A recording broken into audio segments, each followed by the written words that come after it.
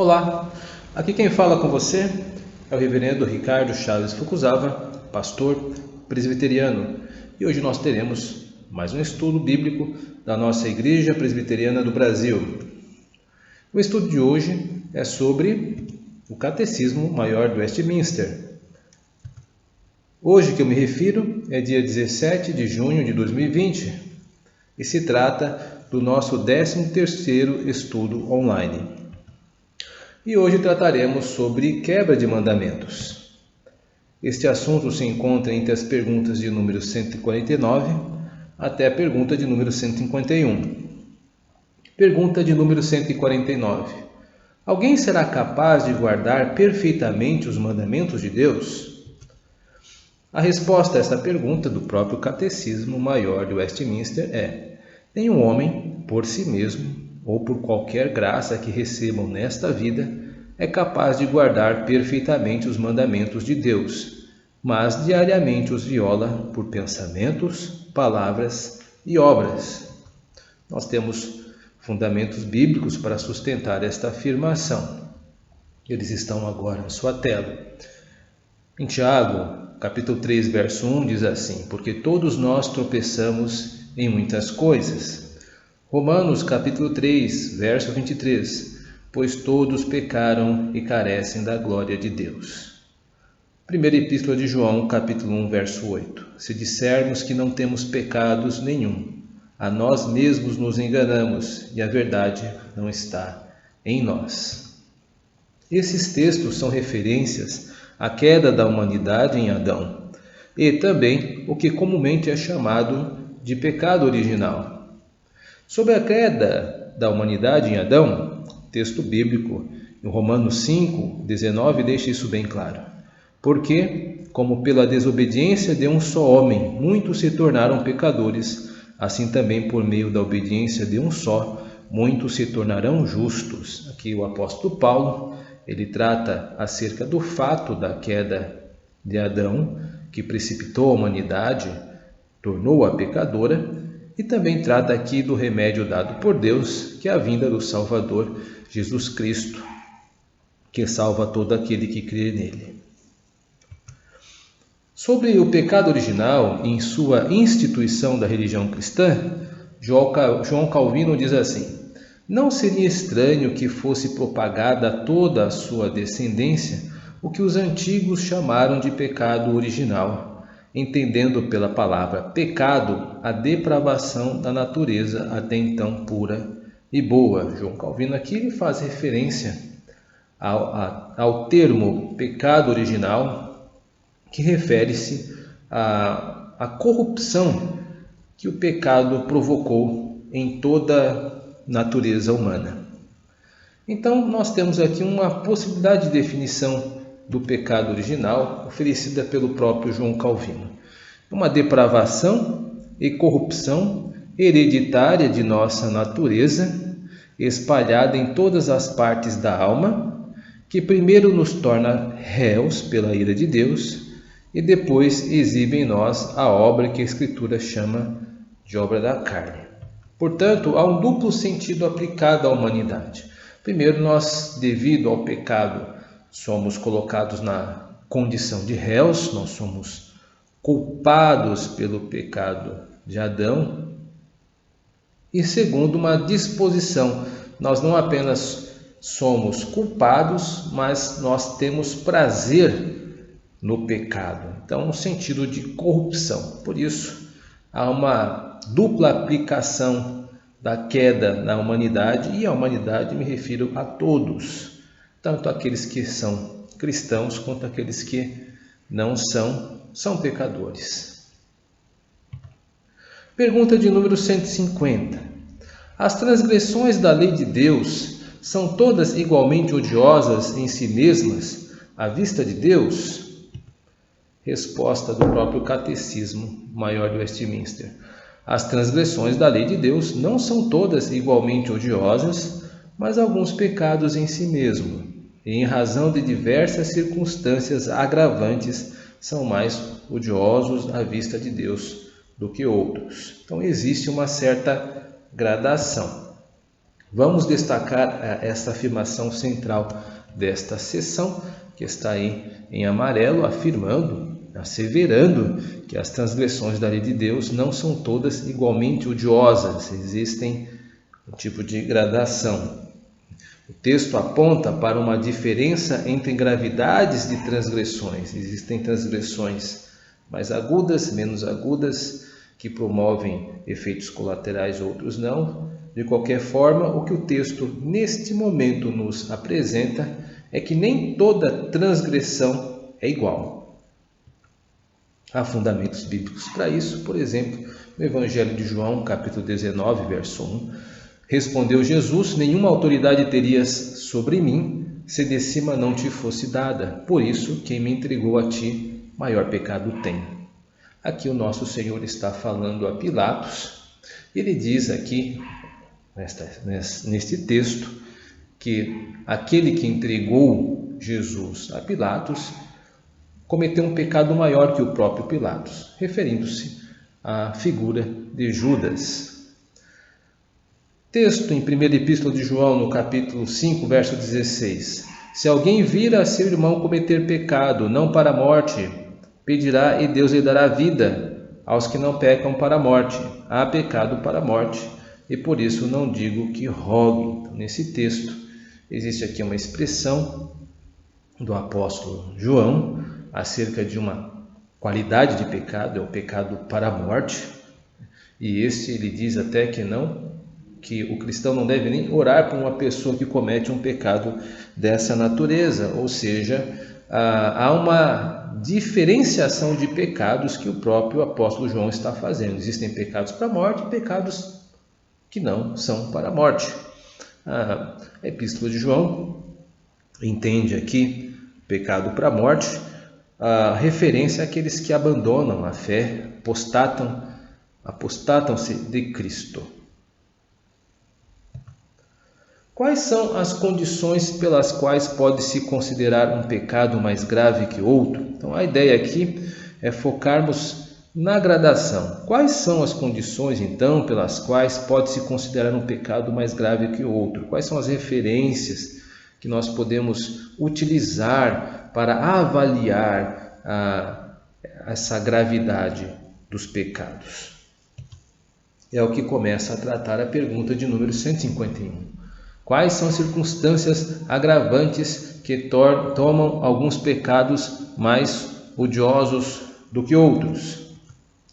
Alguns pecados se tornam mais agravantes, primeiro, em razão dos ofensores. Se forem pessoas mais maduras, de maior experiência ou graça, se notáveis pela profissão da religião, dons, posição, ofícios.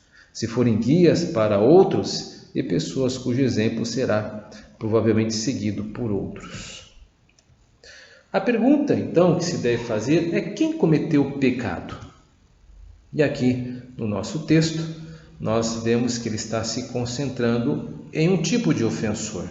São aqueles que têm e podem ser classificados como pessoas mais maduras, pessoas de maior experiências, ofícios, se forem guias para outros. O Catecismo Maior do Westminster, que é esta sigla que eu estou utilizando, C maiúsculo, M maiúsculo, W maiúsculo, entende que nem sempre estamos envolvidos com outros em uma relação de igualdade, ou seja, de paridade, ou seja, uma relação tão horizontal. Como assim? O ofensor pode estar em posição a quem ofendeu de inferioridade, ou seja, o ofensor pode dirigir suas ofensas a alguém superior. Por causa disso, é possível que o ofensor esteja em condição de inferioridade. O ofensor também pode estar em posição a quem ofendeu de igualdade mesmo, de ser um igual àquele que dirigiu a sua ofensa.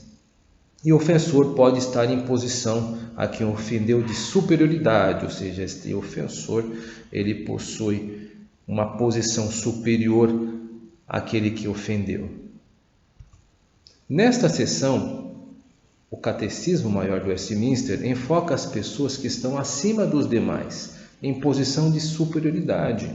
Então veja aqui em nosso texto esse destaque aqui que é a pessoa que é onde o ofensor ele está ofendendo, né, praticou uma ofensa contra aquele que é inferior. Nós vemos isso nessa parte em verde, vendo que ele é uma pessoa classificada como mais madura e de maior experiência e até mesmo chamado de guia para os outros. Então, alguns pecados podem ser mais agravantes se aqueles que fazem ou cometem possuem algum grau de liderança ou de publicidade em meio ao povo de Deus.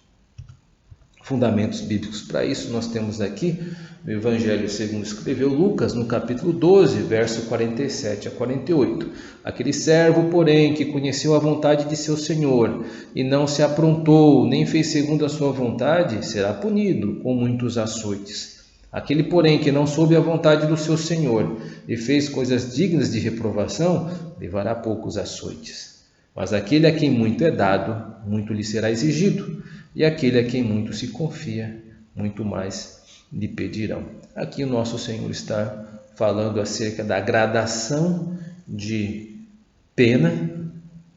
Aqueles que conhecem serão mais penalizados do que aqueles que não conhecem, embora estes também últimos serão penalizados. E também a ideia de proporção. A quem muito é dado, muito lhe será cobrado. Outro texto que remete-se a isso é Lucas 10, verso 3 a 10, né? Tu és mestre em Israel e não compreendes estas coisas. Aliás, não é Lucas, é João, capítulo 3, verso 10. Há uma correção, por favor. Anote, se você está anotando, anote, não é Lucas, é João. Houve um erro de grafia. Continuando. Segundo, em razão das pessoas ofendidas, se as ofensas forem diretamente contra Deus, seus atributos e culto, contra Cristo e sua graça, contra o Espírito Santo, seu testemunho e suas operações, contra superiores, pessoas notáveis e aqueles a quem estamos especialmente relacionados e a quem devemos favores, contra crentes, especialmente contra os irmãos fracos, a alma deles ou a de qualquer outros e contra o bem geral de todos ou de muitos. Aqui em tela, o Catecismo Maior de Westminster agora enfoca a figura do ofendido, né? Quem se dirigiu à ofensa.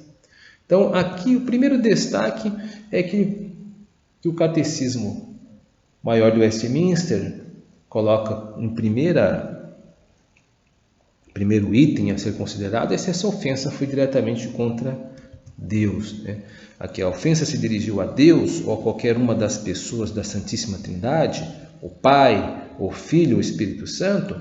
Se esta ofensa se dirigiu a Deus, então ela será classificada como blasfêmia, seja na pessoa Santíssima do Pai, seja na pessoa Santíssima do Filho ou dirigida à pessoa Santíssima do Espírito Santo. Qualquer ofensa em relação a Deus será considerada uma blasfêmia de alta gravidade. Fundamentos bíblicos para isso, aqui por exemplo no primeiro livro de Samuel, capítulo 2, verso 25. Pecando o homem contra o próximo, Deus lhe será por árbitro. Pecando, porém, contra o Senhor, quem intercederá por ele? Também uma outra pessoa que é ofendida aqui nesse texto são os superiores, ou seja, o ofensor. Aqui, como nós já dissemos anteriormente, ele pode estar em posição a quem ofendeu de inferioridade, que é o que consta nesse texto. Ou seja, ele ofendeu seu superior em dons, talentos, posição de autoridade. Então, se ele fez isso, ele quebrou o quinto mandamento, onde nós já estudamos que o quinto mandamento reza que aqueles que são superiores em dons ou em posição colocada por Deus, nós devemos tributar a eles honra. Então, quando há uma ofensa direcionada a eles, existe também a quebra do quinto mandamento. Então, esse é um agravante. Fundamentos bíblicos para isso. Por exemplo, em Números, capítulo 12, verso 8. Boca a boca falo com ele, claramente, e não por enigmas, pois ele vê a forma do Senhor. Como, pois, não temestes falar contra o meu servo, contra Moisés? Ou seja, Deus cobrando a Arão e Miriam que tomassem cuidado com aquilo que falassem contra Moisés, porque Moisés era superior a ambos. O texto de Números 12 demonstra ali uma certa inveja de Arão e Miriam, que começam a falar de Moisés, e Deus presencia essas coisas e cobra deles temor a Deus no tocante a não falar mal daqueles que são superiores a eles. No caso de Arão e Miriam, Moisés era superior a eles, não deveriam falar dos seus superiores. Então, falar mal de superior é pecado cobrado por Deus. Há também um outro tipo de ofensor que é atingido aqui, que é contemplado nesse segundo agravante, que são os irmãos mais fracos. Aqui o ofensor pode estar em posição a quem ofendeu de superioridade. Neste caso, sim, o ofensor, ou seja, o ofendido foi alguém inferior ao ofensor. Isso deve estar no horizonte daqueles que estão julgando o caso. Quem foi ofendido? Foi alguém que tem menos informação, menos experiência do que o ofensor, ou seja, o ofensor está adiante, está em situação de vantagem, desigualdade em relação àquele que foi ofendido. Então, se sim, isso é um agravante, ele deverá constar isso como um agravante para penalizar o ofensor. Fundamentos bíblicos para isso.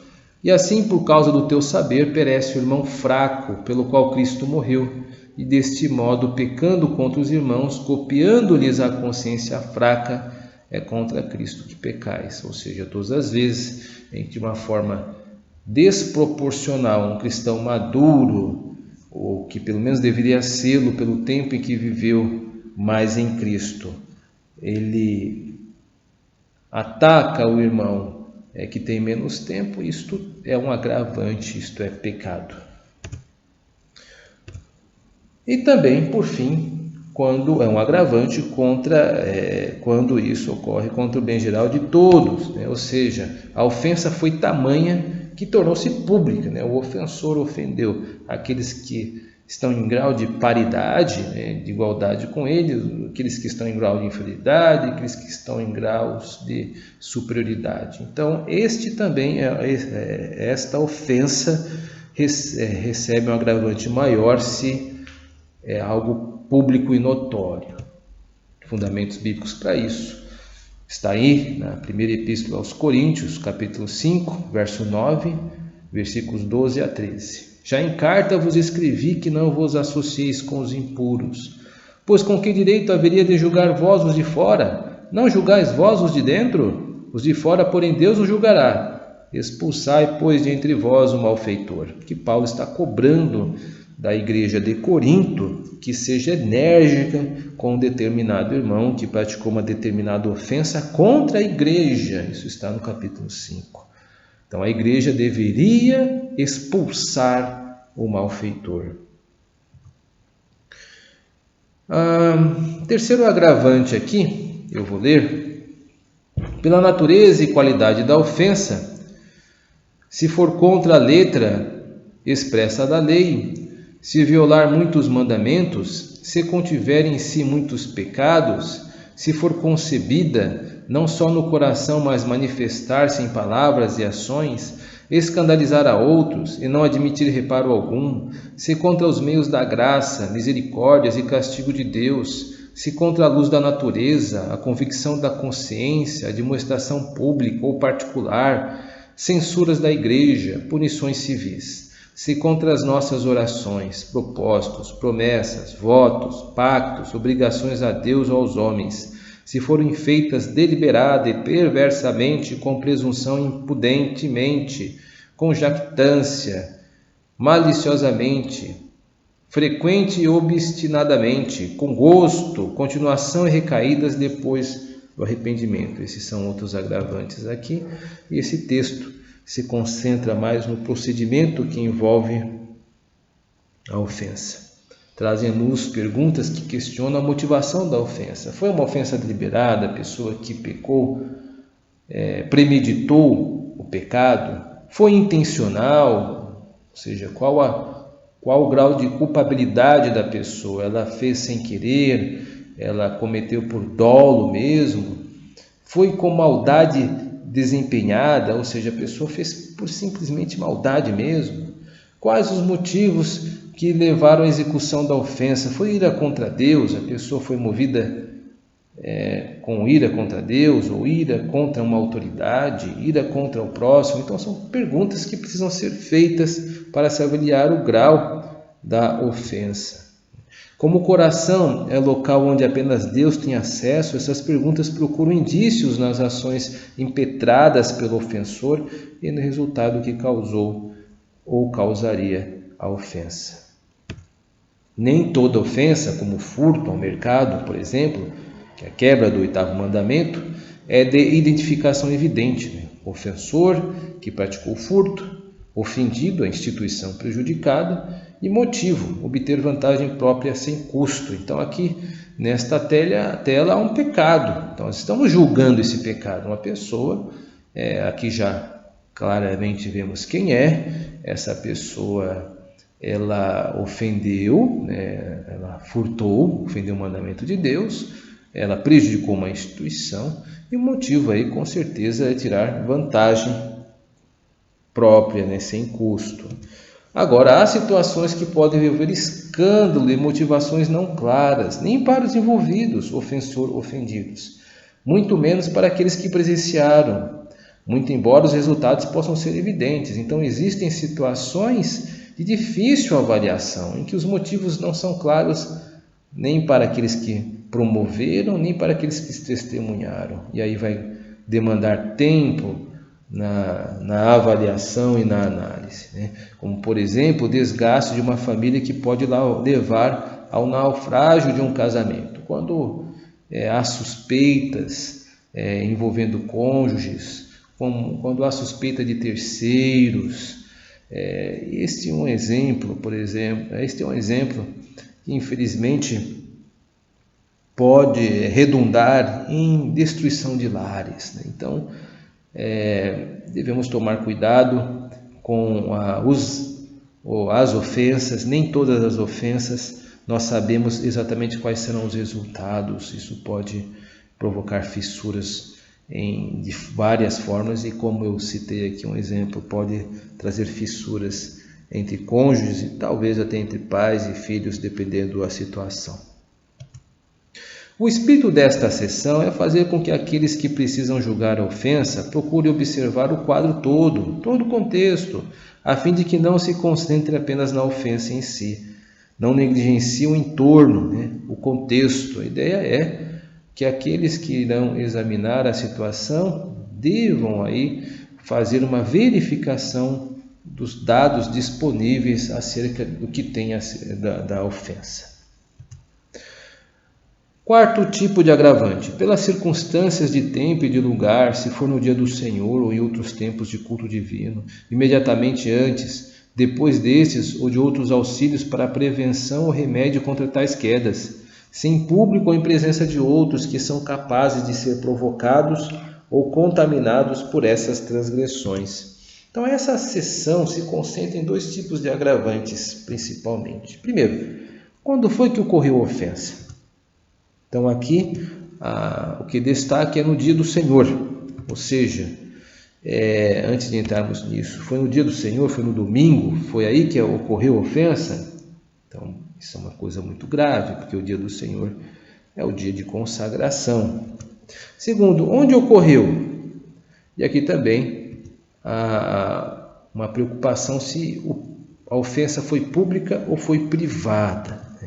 Se a ofensa ocorreu no lugar público, onde as pessoas testemunharam tal ato, ou seja, mais pessoas viram aquilo que aconteceu, provocando escândalo, o Catecismo Maior de Westminster indica que caso a ofensa tenha ocorrido no domingo, que é o dia do Senhor, mesmo nos entornos da igreja, um dia em que se deve consagrar a Deus, isso terá peso maior. O dia do Senhor, domingo, é um dia que deve ocupar nossa mente, palavras e ações. Para o cristão é um dia de consagração.